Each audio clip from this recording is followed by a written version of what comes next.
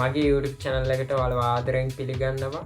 ඉතින් අද අපේ වීඩියෝ එකෙන් කතා කරන්නේ තවත් සුපිරිම ස්මාර්ට්ෆෝන් එකක් ගැන රිවිව් වීඩියෝ එකක්. ඉතින් වීඩියෝ එකට අලුත් කෙනෙක් නම් පහළ තියෙන subscribe button එක click කරලා දිගටම අපිත් එක්ක එකතු වෙන්න. ඔයාලට e-money ඒ වගේම unboxing වගේම tech reviews videos බලා ගන්න පුළුවන්. එහෙනම් අද වීඩියෝ එකට යමු. ඉතින් අද අපි කතා කරන්න බලාපොරොත්තු වෙන්නේ Samsung lovers ලට සුපිරිම වීඩියෝ එකක්. ඉතින් අද අපි කතා කරන්න යන්නේ ලංකාවේ ඉදිරි මාස 5 ඇතුළත ලංකාවේ ලොන්ච් කරන්න බොහෝ ඉඩක් තියෙන Samsung Galaxy M17 කියන සුපිරිම ස්මාර්ට්ෆෝන් එක ගැන. ඉතින් මේ ස්මාර්ට්ෆෝන් එකේ ඩිසයින් එක පැත්තට මුලින්ම අපි යමු. මේ ස්මාර්ට්ෆෝන් එකේ ඩිසයින් එක පැත්තට ගියොත් අපිට බලාගන්න පුළුවන් Samsung ආයතනයේ තියෙන normal look එකක් තමයි බලාගන්න පුළුවන් වෙන්නේ. කැමරා setup එක වෙන වෙනම නෙවෙයි එකටම අපිට බලාගන්න පුළුවන් මේ ස්මාර්ට්ෆෝන් එකේ. ඒ වගේම ෆ්ලෑෂ් ලයිට් එක බලාගන්න පුළුවන්. Samsung ආයතනයේ name එක බලාගන්න පුළුවන්. ස්ක්‍රීන් එක පැත්තට આવොත් full screen display එකක් තමයි බලාගන්න පුළුවන් වෙන්නේ. ඉතින් අපි දැන් කතා කරමු මේ ස්මාර්ට්ෆෝන් එකේ display එක සම්බන්ධව. මේ ස්මාර්ට්ෆෝන් එකේ අපිට අඟල් 6.7ක ඩිස්ප්ලේ සයිස් එකක් තමයි බලාගන්න පුළුවන් වෙන්නේ. සාමාන්‍ය බජට් ෆෝන් එකක මේ ඩිස්ප්ලේ සයිස් එක තමයි බලාගන්න පුළුවන් වෙන්නේ.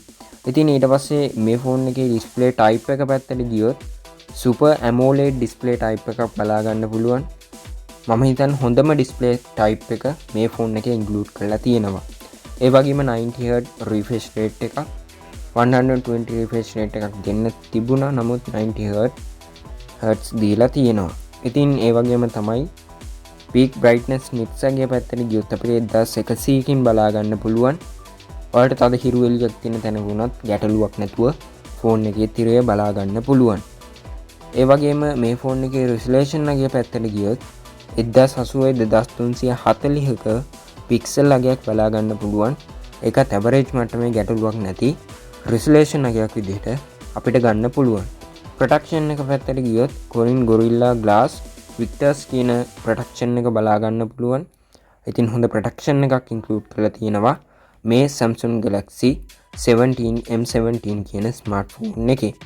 display එක ගැන overall ගන්නකොට මේ price එකත් එක්ක බලනකොට ගැටලුවක් නැහැ. අර 90Hz refresh rate එක තමයි පොඩ්ඩක් down වෙලා තියෙන්නේ. ඒකත් ගැටලුවක් නැහැ. මේ ස්මාර්ට්ෆෝන් එකේ ඩිස්ප්ලේ එකට කරන්න කම්ප්ලේන් එකක් නැහැ.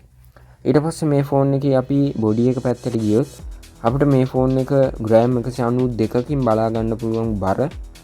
සාමාන්‍ය බර පොඩ්ඩක් වැඩි ෆෝන් එකක් විදිහට තමයි බලා ගන්න පුළුවන්. මොකද බජට් ෆෝන් එකක් ගත්තොත් ග්‍රෑම් 180ත් 189ත් අතර රේන්ජ් එකේ තමයි යන්නේ.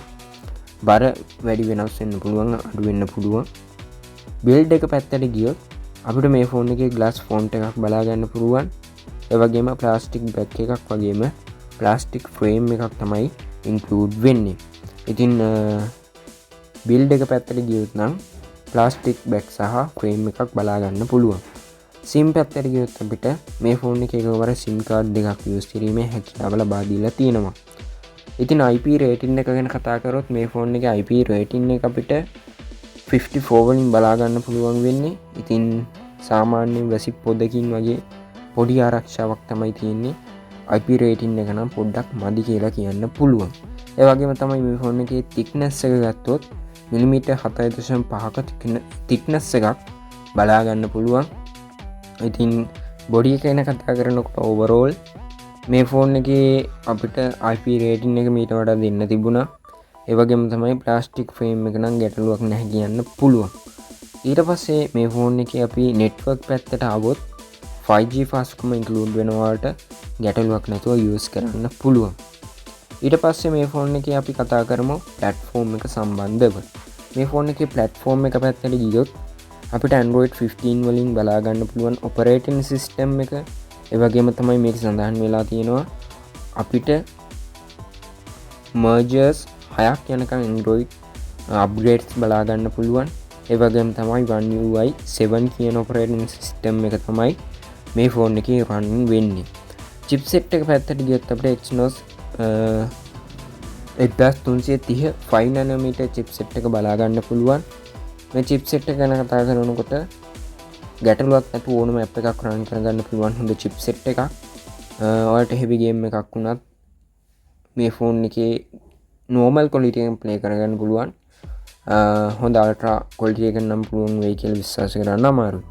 CPU එක පැත්තට ගියොත් octa core processor එකක් බලා ගන්න පුළුවන්. ඒ වගේම තමයි GPU එක පැත්තට ගියොත් Mali G68 MP2 කියන GPU එක include වෙනවා. අනෙක් ෆෝන් වලට වඩා GPU එක පොඩ්ඩක් develop කරලා තියෙනවා මේ ස්මාර්ට්ෆෝන් එකේ. platform එක ගැන overall කතා කළොත් ගැටලුවක් නැහැ.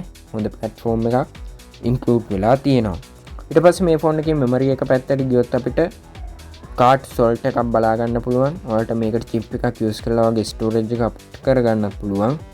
internal ඔයාලට 4GB RAM 128GB storage එකෙන් මිලදී ගන්න පුළුවන්. ඒ වගේම තමයි 6GB 8GB කියන RAM වලින් මිලදී ගන්නත් පුළුවන්. storage එක නම් 128GB වලින් විතරයි මිලදී ගන්න පුළුවන් වෙන්නේ. ඉතින් memory එක overall ගත්තොත් අවුලක් නැහැ, ගැටලුවක් නැහැ. main camera setup එක ගැන තමයි දැන් අපි කතා කරන්නේ. ඉතින් මේ ස්මාර්ට්ෆෝන් එකේ triple camera setup එකක් බලා ගන්න පුළුවන්. බැලූ බැලමට පේනවා ඇති. ඔයාලට මෙගාපික්සල් 50ක main sensor එකක් බලා ගන්න පුළුවන්. ඒ වගේම තමයි මෙගාපික්සල් 5ක ultra wide sensor එකක් බලා ගන්නත් පුළුවන්. ඒ වගේම තමයි 2 megapixel macro sensor එකකුත් බලා ගන්න පුළුවන්. camera setup එක නම් සුපිරි කියලා කියන්න පුළුවන්. මේ price එකත් එක්ක බලනකොට හොඳ camera setup එකක්, හොඳ quality camera setup එකක් include වෙලා තියෙනවා මේ smartphone එකේ. feature පැත්තට ගියොත් LED flash, panorama, HDR වගේ features use කරන්න පුළුවන්. video පැත්තට ගියොත් 1080p 30fps quality එකෙන් videos capture කරගන්න පුළුවන්.